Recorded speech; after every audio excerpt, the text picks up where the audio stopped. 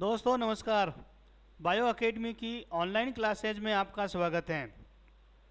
हम पढ़ रहे हैं क्लास 10 के लिए चैप्टर नंबर 9 जिसका नाम है लाइट। पिछली क्लास में हमने पढ़ा था अवतल दर्पण में बनने वाले प्रतिबिंबों के बारे में। आज हम पढ़ने जा रहे हैं अवतल दर्पण के उपयोग, साथ ही साथ उत्तल दर्पण में किस प्रकार से प्रतिबिंब बनेंगे, इनके बारे में भी आज हम पढ़ेंगे। तो अब तक यदि आपने हमारे चैनल को सब्सक्राइब नहीं किया है तो पहले प्लीज़ आप चैनल को ज़रूर सब्सक्राइब करना, साथ ही साथ आप बेल आइकन भी ज़रूर दबाना ताकि मेरा नया वीडियो जैसे ही अपलोड होगा उसका नोटिफिकेशन आपको मिल जाएगा। और क्लास पसंद आती हैं तो अपने दोस्तों के साथ शेयर ज़रूर करना, लाइक भी ज़रूर करना। हम लोग हमारे YouTube चैनल पर लाइव क्लासेज भी शुरू करने जा रहे हैं और ये जो लाइव क्लासेज हैं वो सूटेबल होगी क्लास 10, 11th और 12th के स्टूडेंट के लिए, साथ ही साथ वो स्टूडेंट जो नीट की तैयारी कर रहे हैं। तो ऐसे बच्चे हमारे बायो अकेडमी के साथ में जुड़ सकते हैं और जिनको लाइव क्लास अटेंड करना है वो इन व्हाट्सएप नंबर के द्वारा आप मुझे मैसेज कर सकते हो ताकि आपको लाइव क्लासेस का नोटिफिकेशन जो है वो मिल जाएगा। ओके बच्चों, अवतल दर्पण के उपयोग देखते हैं हम कि किस किस काम में जो है ये दर्पण आता है, कहाँ कहाँ इसका उपयोग होता है। तो सबसे पहले हम देखेंगे कि जो अवतल दर्पण का जो एक उपयोग है वो होता है हमारे सैटेलाइट डिश एंटीना में। हमारे घरों के छत के ऊपर जो डिश लगे हुए हैं वो जो डिश हैं एक प्रकार के क्या है, अवतल दर्पण हैं। दूसरा हमारा अवतल दर्पण का उपयोग हम करते हैं टेलीस्कोप में। टेलीस्कोप एक यंत्र है जिसकी सहायता से हम लोग दूर की वस्तुओं को देखते हैं और उस टेलीस्कोप में भी जो है हमारा अवतल दर्पण लगा हुआ होता है।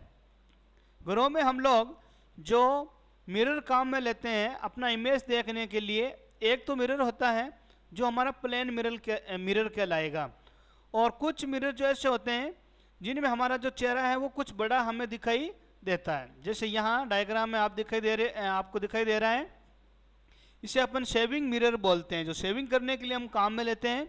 ये जो मिरर होते हैं ये भी एक प्रकार के हमारे अवतल दर्पण होते हैं और इन मिरर में जो है वो हमारा चेहरा हम कुछ बड़ा करके देख सकते हैं। साथ ही साथ अवतल दर्पण के जो उपयोग हैं, जो हमारे मोटर व्हीकल होते हैं, मोटर व्हीकल की जो हेडलाइट्स होती हैं, यहाँ पे ये डायग्राम देख रहे हो आप लोग, ये जो हेडलाइट हैं ये हेडलाइट भी एक प्रकार का अवतल दर्पण है। साथ ही साथ अवतल दर्पण का उपयोग हमारे डेंटिस्ट के द्वारा भी किया जाता है।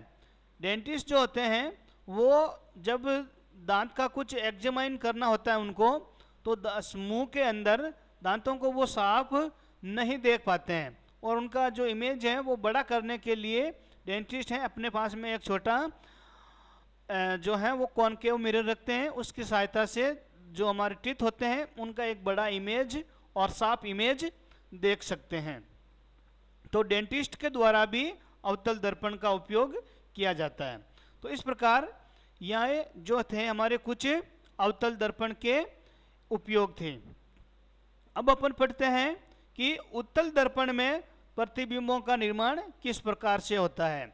इमेज फॉर्मेशन इन कॉन्वेक्स मिरर।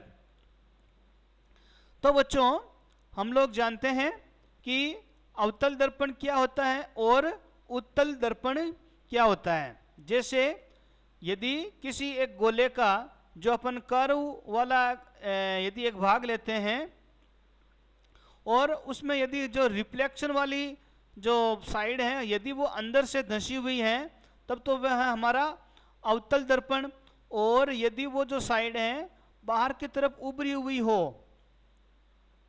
तो वो जो हमारा मिरर होगा वो होगा कॉन्वेक्स यानी कि उत्तल दर्पण।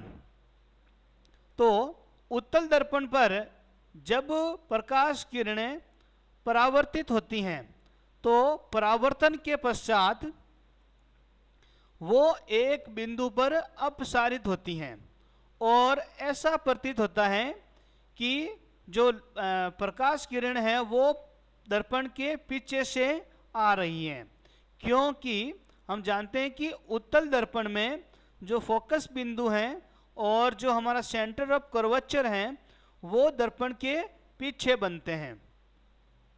पीछे क्यों बनते हैं? क्योंकि जब समानांतर प्रकाश किरण किसी उत्तल दर्पण पर आकर आपतित होते हैं और आपतित हो जाने के पश्चात जब वो प्रकाश किरण परावर्तित होगी तो परावर्तित होने के पश्चात वो विभिन्न दिशाओं में प्रकाश किरणें फैल जाएगी, यानी कि अपसारित हो जाएगी और ऐसा प्रतीत होगा कि वो जो प्रकाश किरणें हैं वो उत्तल दर्पण के पीछे किसी बिंदु पर मिल रही हैं, मिलती हुई प्रतीत होती हैं। ठीक है। उत्तल दर्पण में जो हमारा प्रतिबिंब है वो हमेशा बनता है वर्चुअल और अपराइट। ये आप याद रखना, the image in a convex mirror is always virtual and upright, यानी कि उत्तल दर्पण में जो प्रतिबिंब बनेगा वो हमेशा ही वर्चुअल होगा और अपराइट होगा। वर्चुअल का मतलब होता है हमारा आभासी, अपराइट का मतलब होता है सीधा। तो याद रखना आप लोग, उत्तल दर्पण में प्रतिबिंब हमेशा ही आभासी और सीधे बनते हैं। ठीक है। As object is brought near the mirror, जैसे जैसे ऑब्जेक्ट को मिरर के पास में लाएंगे तो दर्पण में बनने वाला जो प्रतिबिंब है उसका साइज कुछ बढ़ जाएगा, लेकिन वो साइज हमेशा ही जो ऑब्जेक्ट है उससे छोटा ही होगा। The image increase in size, जैसे जैसे उत्तल दर्पण में ऑब्जेक्ट को पास में लाएंगे इमेज की साइज इंक्रीज होगी, कुछ बड़ी होगी, लेकिन वो जो साइज है वो हमेशा ही ऑब्जेक्ट से छोटी ही रहेगी। But it is always smaller than the object, object से हमेशा ही छोटी रहेगी। तो इस प्रकार हम कह सकते हैं कि उत्तल दर्पण में जो प्रतिबिंब बनते हैं वो हमेशा ही आभासी होते हैं, सीधे होते हैं और वस्तु से हमेशा ही छोटे होते हैं। तो अब अपन आगे एक रे डायग्राम के द्वारा और टेबल के द्वारा भी समझते हैं कि जब उत्तल दर्पण के सामने किसी ऑब्जेक्ट को अलग अलग कंडीशन पर रखते हैं तो उस ऑब्जेक्ट का इमेज जो है वो किस प्रकार से बनेगा। तो आपको याद होगा कि अवतल दर्पण में हमने ऑब्जेक्ट की जो कंडीशन है वो 6 प्रकार से रखी थी और उन 6 प्रकार के द्वारा अलग अलग प्रकार का इमेज बन रहा था। लेकिन यहाँ पे उत्तल दर्पण में जब हम ऑब्जेक्ट को अनंत पर रखते हैं, जिसे अपन इन्फिनिटिव बोलते हैं, अनंत पर रखते हैं जब ऑब्जेक्ट, तब जो उत्तल दर्पण में इमेज जो है, इमेज की पोजीशन होगी 8F, यानी कि फोकस पर इमेज बनेगा और वो फोकस का होगा बिहाइंड द मिरर होगा। इमेज कैसा होगा? वर्चुअल होगा और अपराइट होगा और उस इमेज की साइज क्या होगी? पॉइंट लाइक स्मॉल, यानी कि बिंदु के समान बहुत ही छोटा वो प्रतिबिंब बनेगा। जैसे यहाँ पे ये जो फर्स्ट डायग्राम है यहाँ देखते हैं, ये हमारे पास में MN एक उत्तल दर्पण है और इसका उत्तल दर्पण का जो मिड पॉइंट है जिसे अपन ध्रुव बोलते हैं, पोल P से डिनोट किया हमने, और उत्तल दर्पण में हमेशा ही फोकस और सेंटर ऑफ कर्वेचर उत्तल दर्पण के पीछे बनते हैं। तो यहाँ पे ये F पॉइंट हमारा और ये है C पॉइंट, और यहाँ हमने ये AB एक इमेज लिया है और ये इमेज कहाँ पे है? इन्फिनेटिव पे है। कहाँ पे है? इन्फिनेटिव पे है। और यहाँ से ये समान, इस ऑब्जेक्ट से ये समानांतर प्रकाश किरण अवतल दर्पण MN पर जाकर परावर्तित होती हैं और परावर्तित होने के पश्चात ये जो किरणें हैं वो विभिन्न दिशाओं में फैल जाएगी, यानी कि अपसारित हो जाएगी, और हमें दर्पण के पीछे एक बिंदु पर प्रकाश किरणें मिलती हुई प्रतीत होगी। इस बिंदु को हम लोग कहते हैं फोकस, जिसे अपन एफ से डिनोट करते हैं।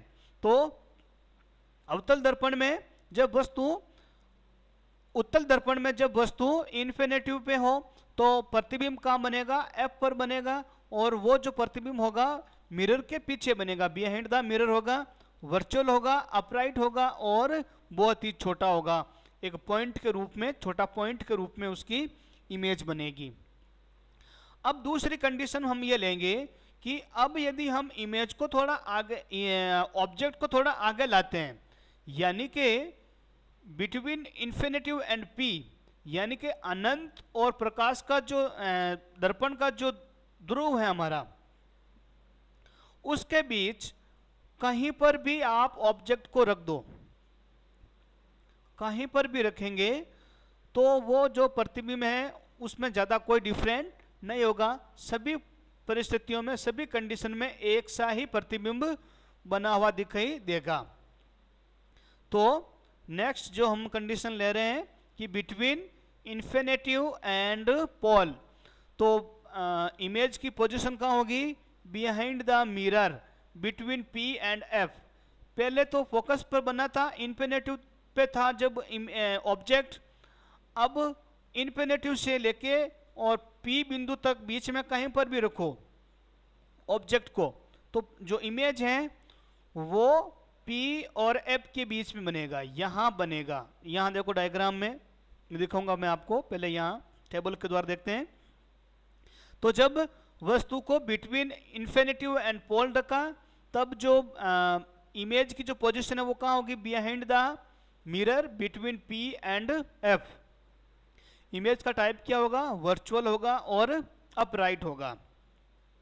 लेकिन साइज क्या होगी इमेज की, हमेशा ही ऑब्जेक्ट से छोटी होगी, स्मॉलर देन ऑब्जेक्ट। अब यहाँ आओ डायग्राम में, ये MN हमारे पास में एक कॉन्वेक्स मिरर है, और यहाँ इन्फिनेटिव से आगे चलकर हमने AB, ये जो हमारा है ये एक इमेज है, और इस इमेज को रखा है जो इन्फिनेटिव पे नहीं है। अब P जो बिंदु है हमारा, यहाँ कहीं पर भी इस ऑब्जेक्ट को रखो, इस पूरी डिस्टेंस में एक सा ही इमेज बनेगा। इमेज कहाँ बनेगा, P और F के बीच में बनेगा। यहाँ देखो ये बन रहा है इमेज AB, कैसा होगा, वर्चुअल होगा और अपराइट होगा। इमेज की साइज क्या होगी, स्मॉलर देन ऑब्जेक्ट, ऑब्जेक्ट से छोटी ही होगी। तो इस प्रकार हमने यहाँ पे ये देखा है कि उत्तल दर्पण में वस्तु का प्रतिबिंब हमेशा ही वर्चुअल होता है, अपराइट होता है और सीधा होता है, मतलब कि वस्तु की जो साइज से हमेशा ही छोटा होता है। ओके, अब हम देखते हैं कि उत्तल दर्पण का उपयोग कहाँ होता है। तो मैं यहाँ आपको सीधे यहाँ डायग्राम पे बताता हूँ। ये डायग्राम आपको दिखाई दे रहा है, ये डायग्राम एक किसी गाड़ी, जो हमारी कार होती हैं, उसका साइड मिरर है, जो साइडों में जो हमारे मिरर लगे होते हैं, और उन साइड मिरर्स के द्वारा हमारे पीछे आने वाली सारी गाड़ियों की जो गाड़ियां हैं वो हमें दिखाई देती हैं। तो मतलब साफ हो गया कि उत्तल दर्पण का जो उपयोग है वो हम कहाँ करते हैं, जो साइड मिरर होते हैं उनमें करते हैं। इन रियर व्यू